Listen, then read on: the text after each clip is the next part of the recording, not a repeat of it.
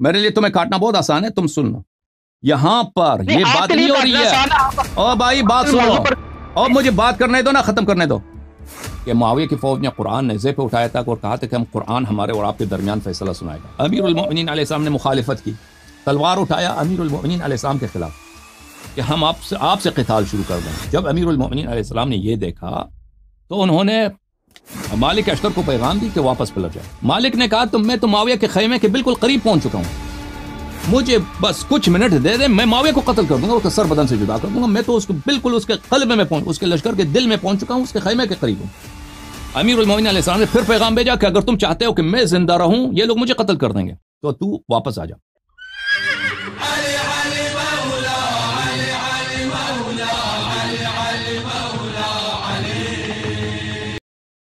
बहुत मेहरबानी आपकी, हुक्म करें भाई। क्या क्या कहाँ से कॉल कर रहे हैं, क्या नाम है आपका? मेरा नाम अबू शुजा है और मैं लाहौर से बात कर रहा हूँ। अबू अश्जा, आपसे कैसे हैं, बात खैरियत से पहले हैं? भी जी खरीद से हूँ। जी जी हुक्म करें। नहजुल बलागा एक खुतबा है जो खुतबा नंबर 125। खुतबा नंबर 125, वो तरतीब नंबरिंग जो आगे पीछे होता है उसमें आप मतन पढ़ें तो हम जवाब देंगे ना। अरबी में तो वो मतन सुना दें। खारजियों से काम करते हुए हजरत अली रज़ियल्लाहु तआला अन्हु ने एक जुमला इरशाद फरमाया था, इन्नमा हक्कमनल कुरआन हाज़ल कुरआन इन्नमा हुवा खत्तुन मस्तूरुन बैन दफ़्फ़तैन। तो इसका माना मैं समझना चाहता हूँ आपसे, क्या लेते हैं आप पढ़ लें ना, आप तर्जुमा कर लें पहले, हम आप क्या समझते हैं साहब इसकी? कि हम फ़कत कुरआन को ही हाकिम ठहराते हैं और फिर कुरआन की तफसीर करते हुए खुद फरमाया कि ये कुरआन जो मस्तूर है, जो नहीं लिखा हुआ है, दो नहीं नहीं गद्दों नहीं के नहीं, माबैन। नहीं इस तरह नहीं काम। भले पूरा तर्जुमा करो, अच्छी तरह से तर्जुमा करो। इन्नमा का क्या मतलब है? इन्नमा, इन्नमा फ़कत हसर के लिए है। हाँ तो हासिल का भी तर्जुमा करो ना, क्या होता है? हाँ, तो मैंने फ़कत कहा है, मैंने शुरू में, अगर आप तर्जुमा आप दोबारा किसी को क्या दो? सुनेंगे तो मैंने कहा अच्छा दोबारा तर्जुमा सुनाओ। नहीं, नहीं, मेरी बात सुने। जी मैंने ये आपसे इस वजह से कहा है कि मैं तर्जुमा करूँगा तो आपने हर मर्तबा मुझे ये कहते हैं कि ये आपका मदलूल नहीं है, ये साबित नहीं कर रहे, तो आप खुद ही बयान करें, खुद ही समझा दें। मैं तो समझने के लिए आज नहीं, कॉल की है। आप बहस नहीं, मैं अपनी समझ हमें बताएं ना, नहीं, मैं क्या तर्जुमा करूं, आप अपनी समझ बताएं ताकि हम नहीं, समझें कि आप किस आप पॉइंट के लिए आप मुझे इसको नकल कर रहे हैं ना। अगर ये आप कोई तर्जुमा कर, ओ मैंने भाई कहा मैं कि इधर, आप ये फितना मुझे बता दें, ये क्या ओ कह भाई रहे मैं हैं, बस इधर, मुझे आप तर्जुमा करना है ना तो गूगल में लगाओ, उधर ट्रांसलेट कर लेता आपके लिए। मैं इधर से नहीं, मैं तर्जुमा करने गूगल के नहीं, लिए नहीं मैं तो बैठा। आपकी आप इधर किसी पॉइंट के लिए ना, ये आपने सवाल किया ना, कोई पॉइंट होगा, कोई मकसूद होगा तो हमारे लिए वाज़ेह हो जाए।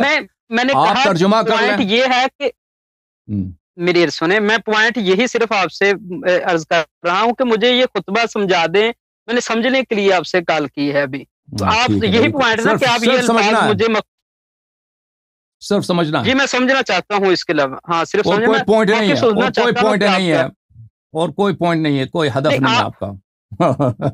कोई देखिए हदफ नहीं है।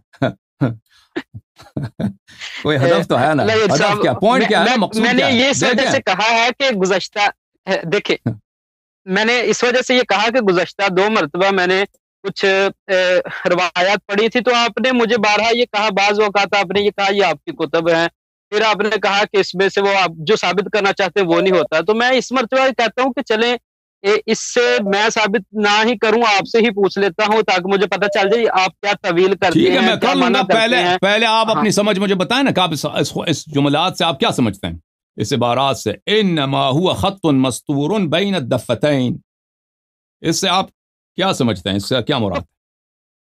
तो कुरान फ़कत वही है जो 2 गत्तों के माबैन है। नहीं, ये गलत समझ रहे हैं आप। चलिए ठीक है, आप मुझे आप फरमा दें जिस तरह भी, मैं सुन लेता हूँ। मैं सुन उसके रहा माँ हूँ आप। बाप भी पढ़े ना, उसके माँ बाप भी पढ़े, उसके बाद क्या है? आप गलत समझ रहे हैं, आप माँ बाप भी पढ़े उसके। कोई आपके पास नहजुल बलागा है, आप पढ़ दें या मैं खुद खोलूँ फिर अपने पास? अपने पास खोले ना आप, मैं आपसे कह रहा हूँ उसके माँ बाप भी पढ़े ना।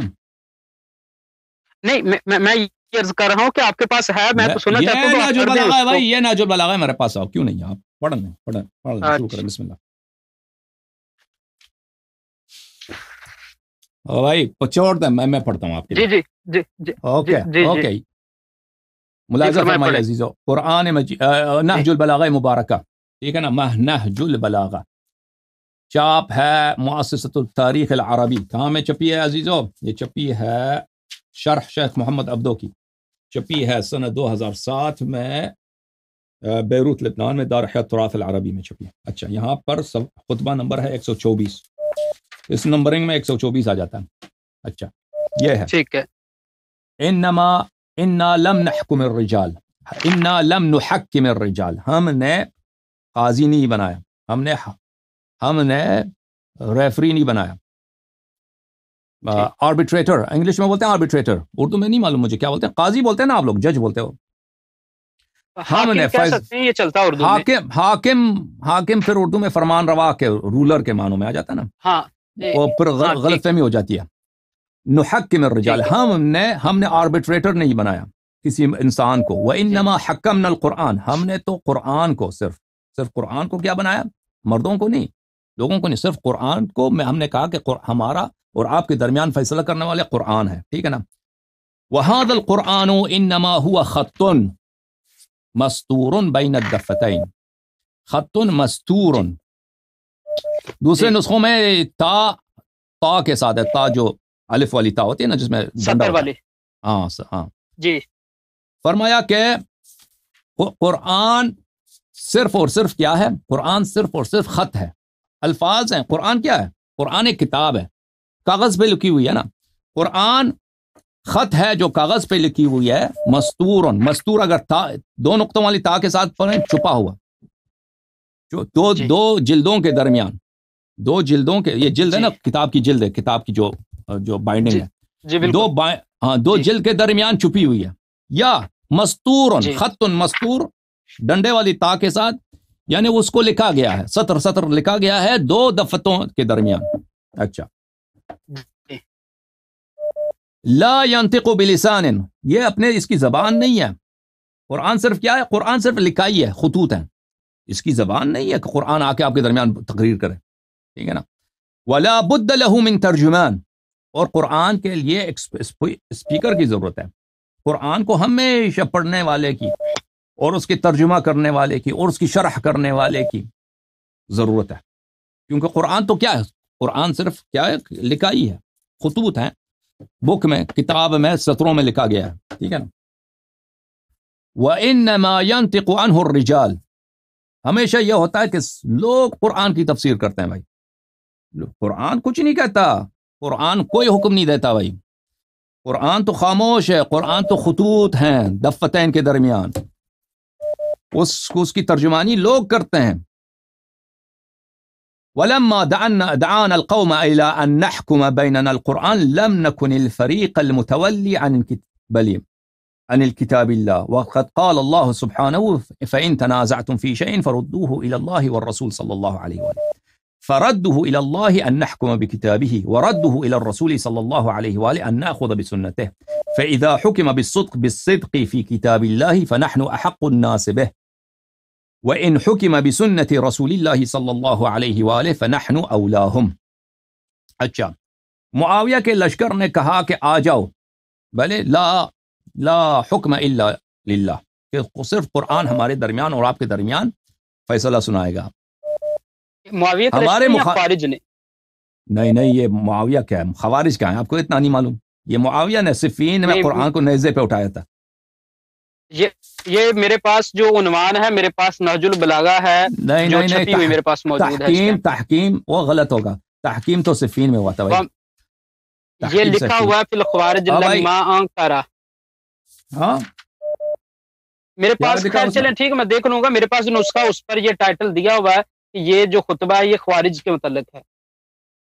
نہیں تحکیم ادھر ہوا تھا نا. تحکیم وہ بہت مشہور واقعہ ہے بھائی، بدیہیات میں سے صفین کا ہے. نہیں مجھے معاویہ کے لشکر کو، معاویہ کو جب یقین ہو گیا کہ شکست ہوگی، بالکل نابود ہونے والا تھا، اس نے قرآن نیزے پہ اٹھایا، تب کافی مشہور ہے.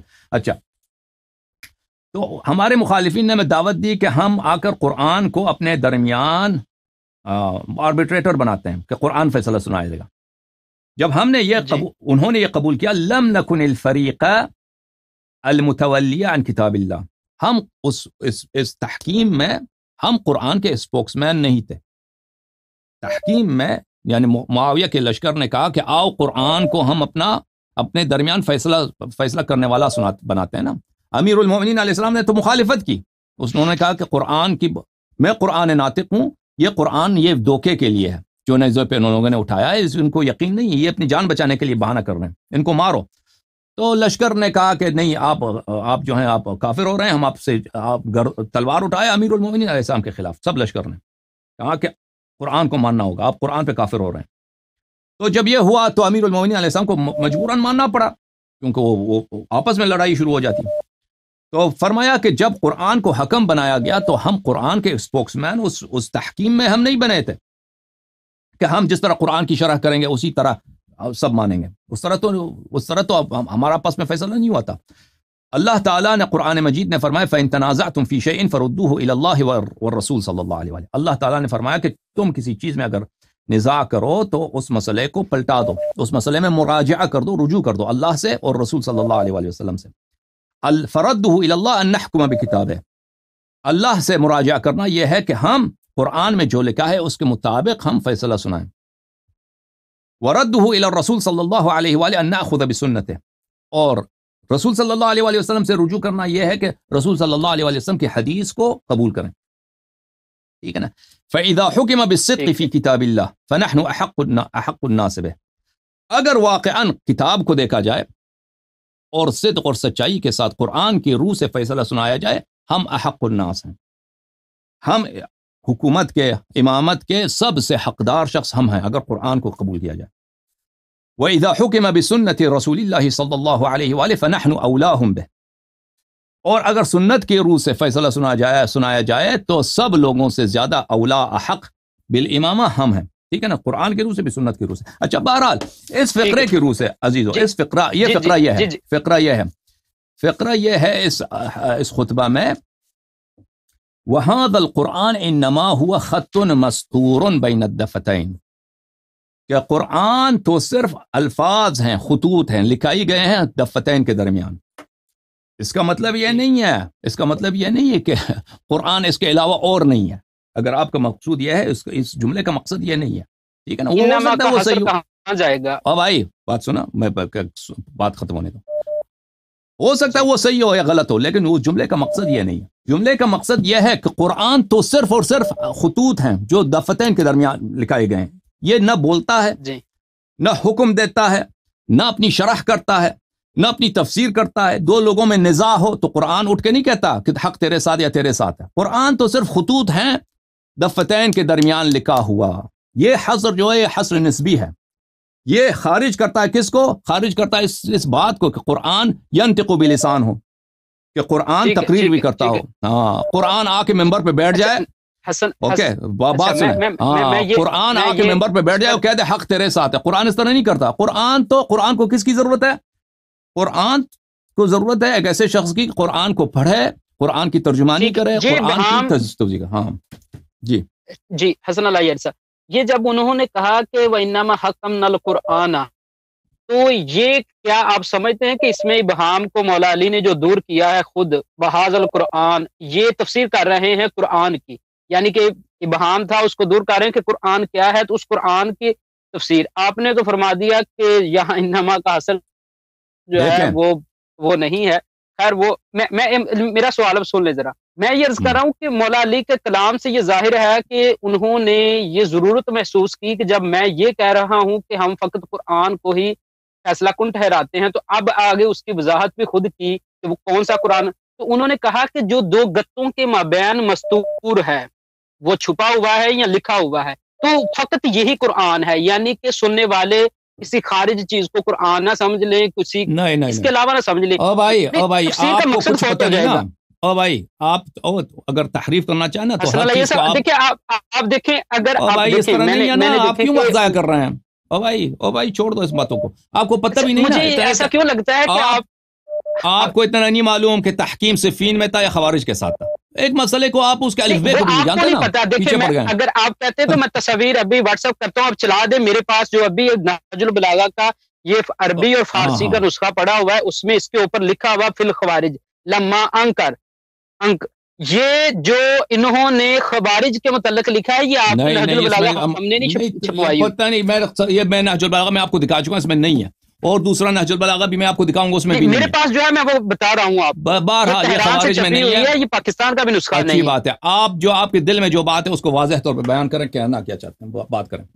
ہاں میں دو چیزیں یہاں سے کہنا چاہتا تھا، ایک تو یہ ہے کہ مولا علی نے قرآن کی جو تفسیر کی ہے وہ دو گتوں کے مابین محفوظ ہونے کی ہے، ایک دوسرا جو ہے آپ نے وہ نیچے جو الفاظ پڑھے ہیں کہ نبی کریم صلی اللہ علیہ وسلم کی سنت کی طرح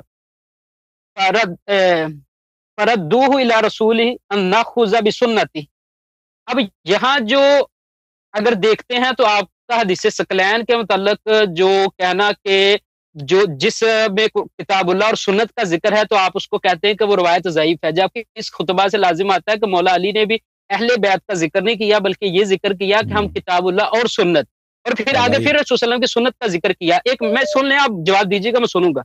تو اس سے معلوم ہوتا ہے کہ مولا علی کو بھی پتا تھا کہ رسول اللہ صلی اللہ علیہ وسلم نے قرآن چھوڑا ہے، تو پہلے حکم کے طور پر انہوں نے قرآن پیش کیا، پھر انہوں نے سنت کا ذکر کیا، اہل بیت کا ذکر اس طرح نہیں کیا ہے۔ اہل بیت محافظ ضرور ہیں، جس طرح انہوں نے ذکر کیا کہ ہم اولا اس کا معنی پر کلام کریں گے، لیکن آپ سنت والی روایت کو اہل سنت کی کتابوں میں ضعیف کہیں گے تو کم سے کم نہج البلاغہ کے مطابق تو وہ ثابت شدہ، اس کو تو مانا کریں نا آپ کہاں ہم یہ مانتے ہیں کہ اہل بیت کا ذکر بھی کیوں ہے، تنگ کرتے ہو؟ کیوں ان جہالات کو کہیں اور لے کے جاؤ بھائی، ان باتوں کو کیوں تنگ کرتے ہو، کیوں اذیت کرتے ہو ان باتوں کے ساتھ؟ اور بات سنو نا، پھر میں سمجھ گیا تم کیا کہنا اب مجھے بات کرنے دو۔ مجھے پہلے یہ ہوتا ہے ذاتی حملے کیوں کرتے ہیں؟ ہم نے آپ کے لیے کوئی ایسا لفظ استعمال نہیں کیا کہ جو پہلی بات یہ ہے کہ اس کو نہیں معلوم اس شخص کو کہ وہاں پر تحکیم کے مسئلے میں یہ ہوا تھا کہ معاویہ کی فوج نے قرآن نیزے پہ اٹھایا تھا اور کہا تھا کہ ہم قرآن ہمارے اور آپ کے درمیان فیصلہ سنائے گا۔ امیر المؤمنین علیہ السلام نے مخالفت کی کہ یہ نہیں سنائے، قرآن ناطق میں ہوں، قرآن یہ فیصلہ نہیں سنائے گا، اس کو چھوڑ دو، ان کو مار دو، معاویہ کے لشکر کو تباہ کر دو۔ خوارج نے نہیں سنا، بعد میں یہ لوگ خوارج بنے۔ انہوں نے خوارج وہیں سے شروع ہوئے تھے۔ اگر کسی نہج البلاغہ کے نسخے میں خوارج بھی لکھا ہے تو اس لیے کہ خوارج کے آغاز وہاں سے ہوا، صفین سے ہوا۔ خوارج نے امیر المؤمنین علیہ الصلوۃ والسلام کی اس وقت خارجی نہیں تھے، وہ اس لشکر میں تھے، لوگ انہوں نے بیعت کیا تھا، انہوں نے کہا کہ ہم آپ کی بات کو نہیں مانتے۔ جب معاویہ کی لشکر، وہ ہمارے مسلمان بھائی ہیں، وہ کہہ رہے ہیں کہ قرآن کو ہم حاکم بناتے ہیں، قرآن فیصلہ سنائے گا، تو آپ کیوں مخالفت کر رہے ہیں؟ ان کی بات کو سننا۔ امیر المؤمنین علیہ السلام نے بہت اصرار کی ہے کہ آپ ان کی بات کو نہ مانیں، یہ ایک دھوکہ ہے معاویہ کی جانب سے، عمرو بن العاص کی جانب سے، تو انہوں نے نہیں مانا، تلوار اٹھایا امیر المؤمنین علیہ السلام کے خلاف کہ ہم آپ سے قتال شروع کر دیں گے۔ جب امیر المؤمنین علیہ السلام نے یہ دیکھا تو انہوں نے مالک اشتر کو پیغام دی کہ واپس پلٹ جاؤ۔ مالک نے کہا میں تو معاویہ کے خیمے کے بالکل قریب پہنچ چکا ہوں، مجھے بس کچھ منٹ دے دیں، میں معاویہ کو قتل کر دوں گا، اس کا سر بدن سے جدا کر دوں گا، میں تو اس کو بالکل اس کے قلب میں اس کے لشکر کے دل میں پہنچ چکا ہوں، اس کے خیمے کے قریب ہوں۔ امیر المؤمنین علیہ السلام نے پھر پیغام بھیجا کہ اگر تم چاہتے ہو کہ میں زندہ رہوں، یہ لوگ مجھے قتل کر دیں گے، تو واپس آ جا۔ تو جنگ روک دیا گیا۔ اس کے بعد وہاں پہ حکم بنایا، حکم نعرہ پہلا کیا تھا کہ قرآن کو حاکم بناتے ہیں۔ اس کے بعد لشکر والوں نے کہا، اور معاویہ کے لشکر نے کہا کہ ہم یہاں پہ دو آدمی کو حکم بناتے ہیں یعنی ریفری بناتے ہیں، یعنی آربیٹریٹر بناتے ہیں۔ تو امیر المؤمنین علیہ الصلوۃ والسلام کی جانب سے عبداللہ ابن عباس، انہوں نے کہا عبداللہ ابن عباس کو بھیجا، اور معاویہ کی جانب سے عمرو بن العاص۔ تو لشکر والوں نے کہا کہ نہیں، یہ عبداللہ ابن عباس آپ کا چچا زاد بھائی ہے، ہم اس کو نہیں مانتے، آپ جو ہیں ایک دوسرے آدمی کو، کون؟ ابو موسیٰ اشعری، جو امیر المؤمنین علیہ السلام کا بہت مخالف تھا، اور وہ ابو بکر عمر کا چاہنے والا تھا۔ تو لشکر والوں نے کہا کہ اگر حکم ہوگا تو یہی ہوگا، تو انہوں نے زبردستی اس کو حکم بنا دیا، لشکر والوں نے، خوارج نے، نہ کہ امیر المؤمنین علیہ السلام نے۔ تو وہاں پہ وہاں پہ وہ گئے آپس میں فیصلہ کرنا، انہوں نے آپس میں کیا تو عمرو بن العاص تو بہت چلاک آدمی تھا، وہ ابو موسیٰ اشعری ایسے ہی سادہ آدمی تھا، اس سے کہا کہ جا کے تم ممبر پہ چڑھو اور کہہ دو کہ میں امیر المؤمنین علیہ السلام کو عزل کرتا ہوں خلافت سے، اور میں بھی جاؤں گا ممبر پہ تیرے بات اور کہہ دوں گا کہ معاویہ کو میں عزل کرتا ہوں، اور مسلمان ایک تیسرا شخص کو خلیفہ بنا دے، ختم بات۔ تو اس کے بعد وہ عمرو بن العاص، جب باری آئی کہ دونوں مذاکرات کرنے کے بعد ممبر پہ چڑھنے کی بات آئی، تو عمرو بن العاص نے کہا کہ آپ بزرگ آدمی ہیں، آپ صحابی ہیں، فلاں فلاں فلاں، آپ پہلے چلے جائیں۔ وہ پہلے چلا گیا، ابو موسیٰ اشعری، وہ ممبر پہ چل کے کیا کہا اس نے انگوٹھا اپنے ہاتھ سے اتارا، کہا جس طرح میں اپنا انگوٹھا ہاتھ سے اتارتا ہوں، میں نے اسی طرح علی علیہ السلام کو خلافت سے عزل کیا، اب وہ خلیفہ نہیں ہے، ختم بات، ممبر سے نیچے اترا ہے۔ اور وہ بھی نمائندہ بھی تھا امیر المومنین علیہ السلام کے لشکر کا. امیر المومنین علیہ السلام نے اس کو نمائندہ نہیں بنایا تھا، لشکر والوں نے بنایا تھا اس کو زبردستی. تو اس کے بعد جو ہے عمرو بن العاص چلا گیا ممبر پہ، اس نے کہا کہ جس طرح میں یہ انگوٹھے کو اپنے ہاتھ سے نکالتا ہوں، میں نے معاویہ کو خلافت سے عزل کیا، پھر دوبارہ انگوٹھا ہاتھ میں ڈال دیا اور کہا جس طرح میں انگوٹھا دوبارہ اپنے ہاتھ میں داخل کرتا ہوں، میں نے معاویہ کو دوبارہ خلیفہ بنا دیا، معاویہ آپ کا خلیفہ، ختم بات. تو اس نے اس طرح دھوکہ دے دیا. تو لشکر والے سب جو ہیں پریشان ہو گئے کہ بھیا کیا چکر ہے، معاویہ سے تو لڑ رہے تھے، یہ تو دوبارہ معاویہ خلیفہ بن گیا. پھر انہوں نے کہا کہ یہ جو ہے یہ کیا ہے، یہ ایک غلطی ہو گئی ہم سے، ہم کافر ہو گئے. ہم اس لیے کافر ہو گئے کہ ہم نے عمرو بن العاص کو اور ابو موسیٰ اشعری کو ہم نے حکم بنایا، یہ فسق تھا، یہ خطا تھا، ہم کافر ہو گئے، ہمیں توبہ کرنا چاہیے. تو خوارج نے اپنے کفر کا اعتراف کیا، پھر انہوں نے کفر سے توبہ کیا، اور پھر آگے امیر المومنین علیہ السلام کے پاس کہ آپ بھی کافر ہو گئے، آپ بھی کفر سے توبہ کریں. امیر المومنین علیہ السلام نے کہا کہ حکم تو آپ لوگوں نے بنایا تھا، حکم تو آپ لوگوں نے بنایا تھا، میں نے تو حکم نہیں بنایا تھا، اور یہ میں کافر بھی نہیں ہوا، میں کفر سے توبہ بھی نہیں کروں گا. ٹھیک ہے نا. تو یہ جو روایت یہ ہے، تو آپ کو تو کچھ پتہ ہی نہیں ہے نا، آپ تو ویسے وقت ضائع کرنے کے لیے تو آدھا فقرہ خطبے کا لے کے آ گئے ہیں، اس کو بھی آپ نے صحیح نہیں سمجھا، اس کو آپ کے ذہن میں وہ شبہ پیدا کر گیا ہے.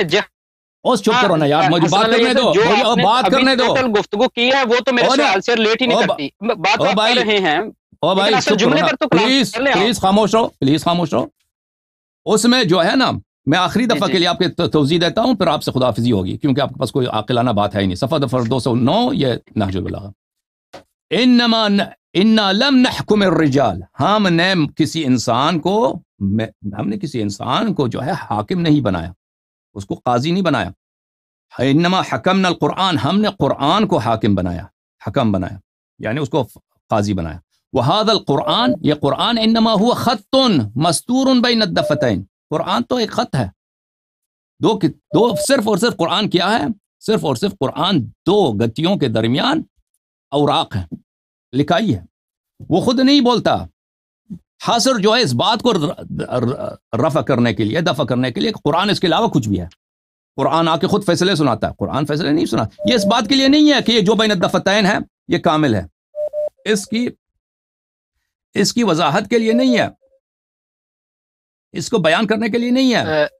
کسی کو وہاں پہ شبہ نہیں تھا. وہ بھائی بات سنو، تم سیکھو مجھ سے، تیرے لیے بہت یہی کمال ہے کہ تم میرے کلمات کو سیکھ لو. تیرے لیے کوئی کمال نہیں کہ تم مجھ پہ اعتراض کرو.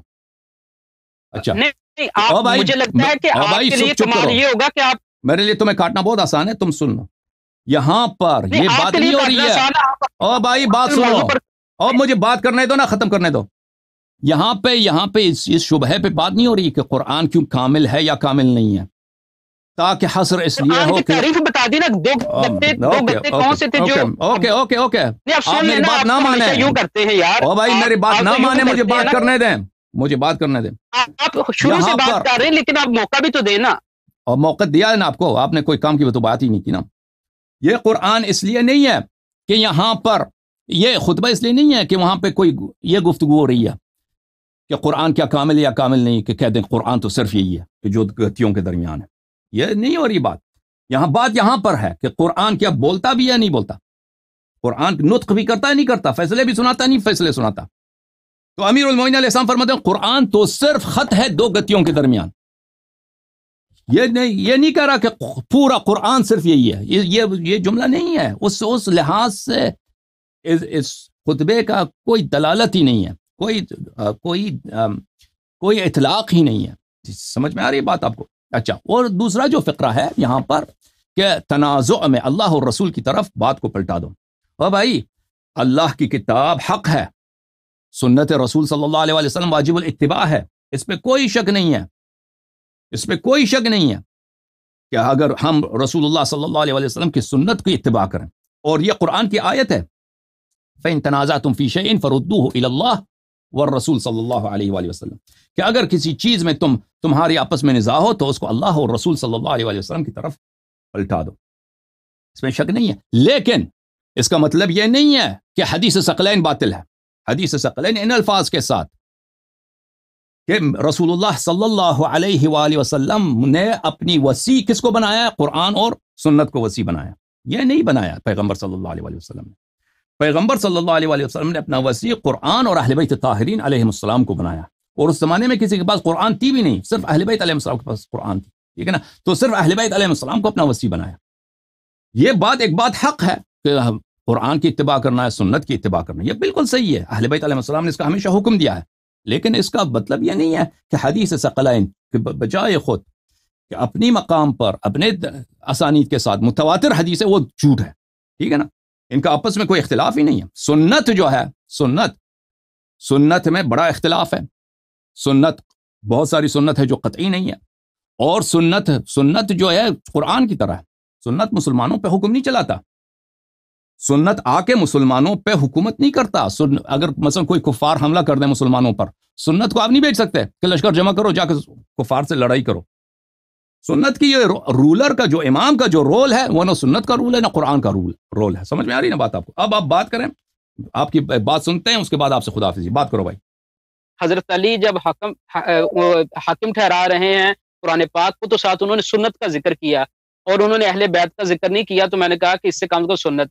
اس کے اوپر اگر آپ جناب مولا علی کا نہج البلاغہ میں دوسرا ہی خطبہ دیکھ لیں تو اس میں انہوں نے اقیموا ھذین العمودین کا ذکر کیا ہے، اور ان دو ستونوں کو قائم کرو، اور اس دو ستونوں میں سے ایک اللہ تعالیٰ کی توحید اور دوسری سنت کا ذکر کیا ہے، جس میں کوئی اہل بیت کا ذکر نہیں کیا۔ مولا علی اگر خود جو ہے وہ سنت اور کتاب اللہ کو پیش کریں اور آپ اس کے برعکس اہل بیت کو جو ہے وہ سنت کے درجے اور سنت والی روایات کو آپ مردود ٹھہرائیں، تو میں سمجھتا ہوں کہ یہ بھی آپ کی زیادتی ہے، اس پر غور و فکر کر لیجئے گا۔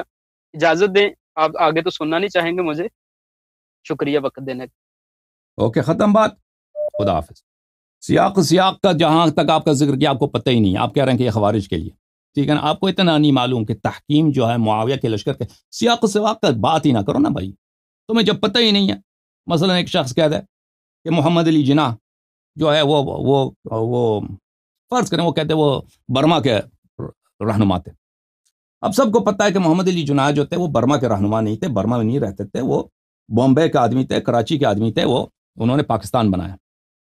جب سب کو معلوم ہے، سب لوگوں تحکیم جو ہے صفین میں تھا، خوارج کا اس میں نہیں ہے، تو کہتے ہیں سیاق و سباق کیا، اب تمہیں پتہ ہی نہیں ہے سیاق و سباق کا۔ بھائی ابو اشرف صاحب، جب پتہ ہی نہیں ہے سیاق و سباق کا، سیاق و سباق تو ہم نے آپ کو سمجھا دیا، آپ نے وہ جو ہے آپ نے اپنے ذہن میں جو مہر لگائی ہے اس کی نہیں سن رہے، الگ بات۔ اچھا، جہاں تک دیکھیں، جہاں تک کتاب اللہ و سنتی کا تعلق ہے، انی تارک فیکم، یہ حدیث ضعیف ہے، یہ حدیث ضعیف ہے، ٹھیک ہے نا، آپ لوگوں کے پاس صحیح سند کے ساتھ نہیں ہے، لیکن اس کا مطلب یہ نہیں ہے، اس کا مطلب یہ نہیں کہ سنت کی اتباع غلط ہے۔ سنت اور اہل بیت علیہ السلام کو آپ دوسروں کے مقابلے میں نہ لائیں۔ اہل بیت علیہ السلام نے ہر جگہ پر حکم دیا ہے کہ قرآن کی اتباع کرو اور سنت کی اتباع کرو، یعنی حدیث رسول صلی اللہ علیہ وسلم کی اتباع کرو، یہ انہوں نے فرمایا، لیکن اس کا مطلب یہ نہیں ہے کہ سنت جو ہے رسول پاک صلی اللہ علیہ وسلم کے بعد مسلمانوں کا امام ہے۔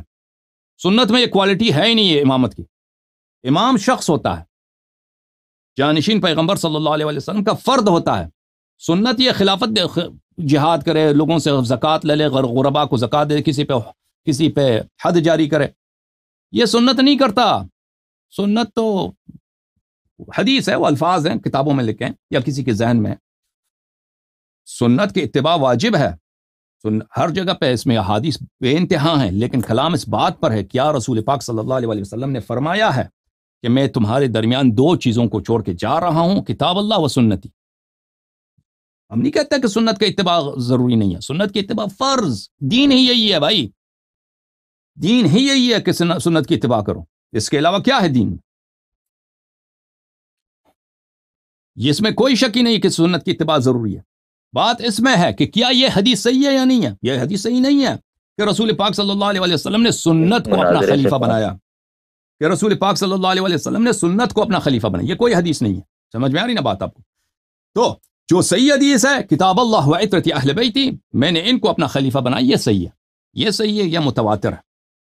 تو اگر آپ کہیں اور آپ کو یہ مل گیا اہل بیت علیہ السلام کے کلام سے کہ رسول پاک صلی اللہ علیہ وسلم کی سنت کی اتباع کرو، بالکل سنت کی اتباع کرو، اس میں شک ہی نہیں ہے، لیکن اس سے وہ حدیث ثابت نہیں ہوتی کہ میں تمہارے درمیان اپنا جانشین چھوڑ کے جا رہا ہوں، کتاب اللہ و سنتی، اس سے وہ ثابت نہیں ہوتا۔ اگر آپ میری بات کو غور سے سنیں تو یہ بات سمجھ میں آنے والی بات ہے، لیکن اگر عقل نہیں ہے اور کانوں میں پردے ہیں تو میں کچھ نہیں کر سکتا.